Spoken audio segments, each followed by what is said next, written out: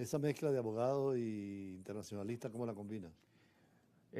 Buenas tardes a todos. No, tiene una gran comunicación, es una herramienta, es una, digamos, una gran simbiosis, porque existe la economía, existe el marco jurídico y todos los procedimientos administrativos en todas esas áreas necesitan muchas motivaciones, ser, digamos, muy puntual y muy objetivo a la hora de tomar decisiones y a la hora, sobre todo, cuando el Estado emite actos administrativos en materia de comercio, en materia de economía, que de una u otra forma van a incidir en los derechos e intereses de los particulares a la cual uno puede estar representando, pues sea persona jurídica o persona profesor en la natural. Escuela de Derecho y de Relaciones Internacionales. Fui profesor en la Escuela de Hacienda, de Derecho Internacional Económico, ¿sí? De Comercio Internacional, de Macroeconomía. Di clase en una oportunidad en la Escuela de Estudios Internacionales de la UCB, de Derecho 1, lo que es Derecho Constitucional. Sí, fue una gran experiencia, ¿no? Y eso hace, digamos, permanentemente la obligación y el hábito de estar actualizado, leer, hacer reflexiones, preguntas, incluso dar pequeños aportes de lo que es la ciencia del derecho en combinación con la misma economía. El tema constitucional hoy en día se ha también internacionalizado. Antes las constituciones eran muy nacionales. Hoy en día con los tratados internacionales, con los documentos que se firman, se amplía el campo del derecho constitucional, ¿no? Sí, está la supranacionalidad, pero ahí está el detalle, que por ejemplo si uno revisa nuestra Carta Magna, podemos llegar a la conclusión que en el aspecto de la integración económica es muy romántica, teniendo en cuenta que los países no tienen amigos ni enemigos, sino intereses nacionales. ¿Qué significa esto? Aquí tenemos que comenzar a aprovechar esta coyuntura histórica que se avecina, la reforma constitucional. Ojalá que los venezolanos y las venezolanas lo tomen en serio y sepan la oportunidad para opinar y decidir los destinos de Venezuela. Es que tenemos que tomar en cuenta, por ejemplo, herramientas para defendernos. No hay que ir a los comercios mundiales, a los mercados mundiales con mucha ingenuidad. Aquí hay que por lo menos establecer y darle carácter constitucional a la cláusula de salvaguarda. La cláusula de salvaguarda es cuando realmente, y esto está en muchos tratados internacionales, que cuando se afecta, digamos, la balanza comercial, la balanza de pago y puede erosionar un rubro de la economía tan importante, se suspende temporalmente y se hacen los análisis técnicos los justos para poder posteriormente seguir compitiendo. Y el detalle de crear efectivamente, para hacer honor a la cláusula Carlos Calvo de nuestra Constitución Nacional, que es omitida, que es inobservada, porque las inversiones extranjeras cuando tienen un conflicto de interpretación del contrato a la aplicación del contrato de interés nacional aquí en Venezuela, se van a otras instancias internacionales. Para evitar eso y evitar un conflicto mayor que le causa erosión económica al país a través de los alter ego, porque esas son las realidades, los laudos arbitrales se desembocan hacia allá, como instrumento para, digamos, ejecutar esas decisiones de afuera, hay que crear una jurisdicción especialísima en inversiones extranjeras y comercio internacional. O sea que el comercio internacional hoy también es determinante en las relaciones internacionales y en el derecho internacional. Ciertamente, los países que no logran conquistar mercado, mantenerse en los mercados, pueden llegar a ser infelices. Crecimiento económico es igualdad al crecimiento social. ¿Sí? Los índices macroeconómicos que puede generar una buena, digamos, una buena fuente de divisas en la balanza comercial de un país, en sus reservas internacionales y por ende en la generación de empleo e inflación. Eso todo está digamos, interconectado. Es por eso de que en esta coyuntura que tenemos nosotros, y eso hay que integrarlo en la reforma constitucional, ojalá que se funde, canciller, el principio de la coparticipación en la toma de decisiones. Por ejemplo, yo le decía detrás de la cámara el problema, tenemos una ley muy interesante, muy romántica, que es la ley de fomento de las exportaciones no petroleras, pero a la larga no se toman dos puntos o variables macroeconómicas que son las que determinan el éxito del comercio internacional, el nivel de las reservas internacionales y el tipo de cambio.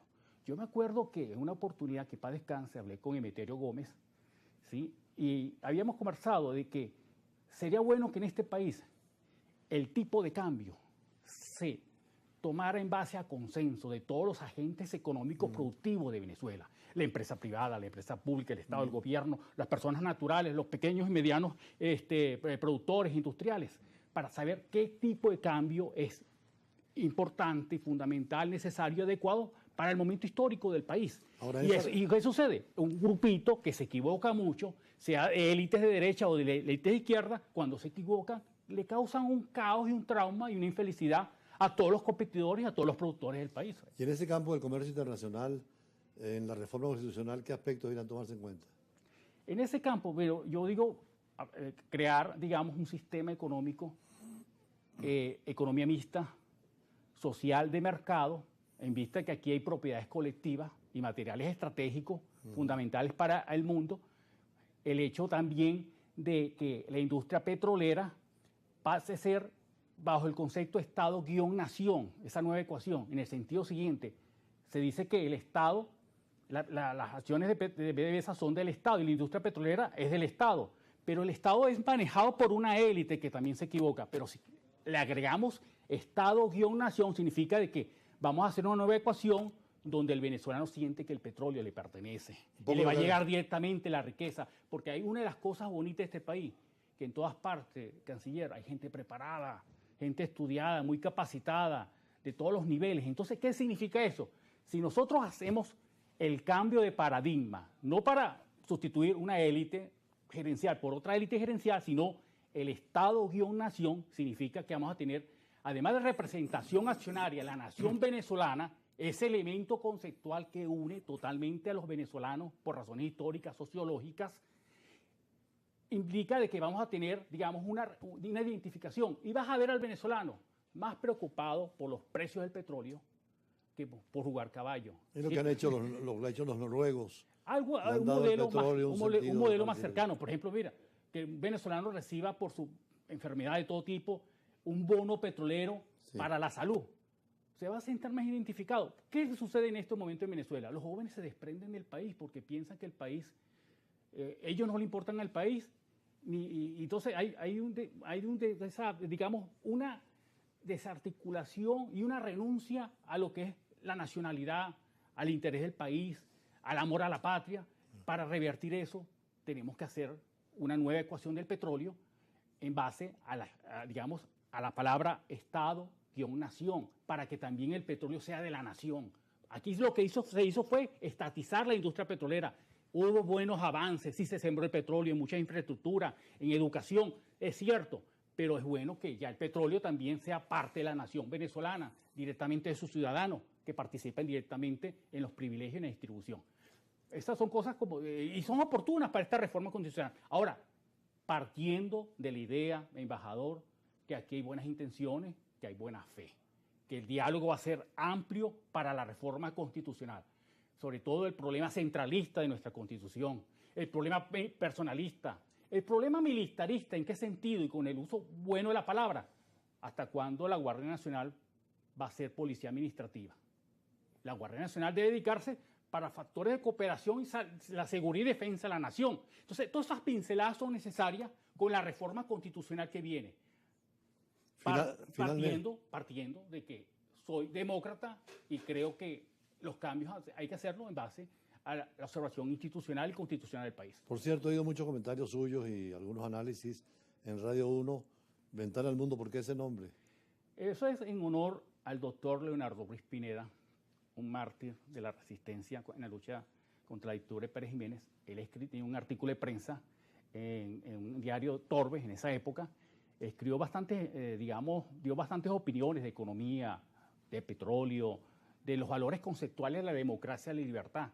Y en base a ese gran hombre que dio su sangre en esa coyuntura histórica tan difícil y que dio aportes, incluso habló hasta del imperialismo, lo hago en base a eso, pero sobre todo con la idea de que el análisis de lo que se está planteando a través de las ondas hertzianas desnuden los hechos históricos, la noticia, más que un comentario de farándula diplomática, sea el análisis profundo hacia dónde van la dinámica de las relaciones internacionales en un mundo donde se reclama que el hombre como ser humano sea sujeto de derecho internacional definitivamente, para que exista un cambio total del sistema internacional de Naciones Unidas y de algo paralelo que es la Organización Mundial del Comercio. ¿Sí? ¿Cómo es posible? Tenemos una crisis arancelaria terrible, estamos en pausa arancelaria, pero los problemas vienen desde arriba.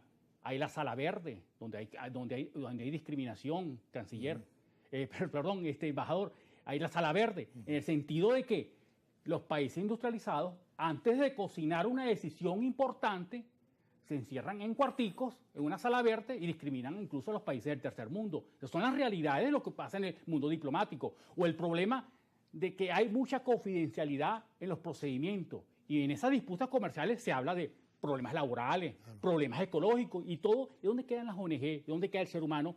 Que muy bien a través de la figura del tercero interesado, entre comillas, podría, pertenecer a ese procedimiento, pero con la limitante que en los procedimientos de la OMC, los terceros interesados quedan, sesgados por el hecho de que si alguna de las partes dicen no entra a la audiencia, se acaba el tercero interesado en ese litigio. Bueno. O el problema de la figura procesal de, amicus curiae, donde alguien, sencillamente, que tenga interés, amigo de la corte, se llama eso, puedan meter un escrito para darle luz a esas instancias jurisdiccionales para que hagan una mejor justicia del comercio internacional. Y eso está pasando en todas partes. Por eso yo le digo a mis amigos que están en el exterior, cuando vean un problema de Venezuela por alter ego, en cualquier tribunal, incluso norteamericano o de Europa, donde estén intereses patrimoniales de derecho colectivo, háganse, no parte, pero sí a través de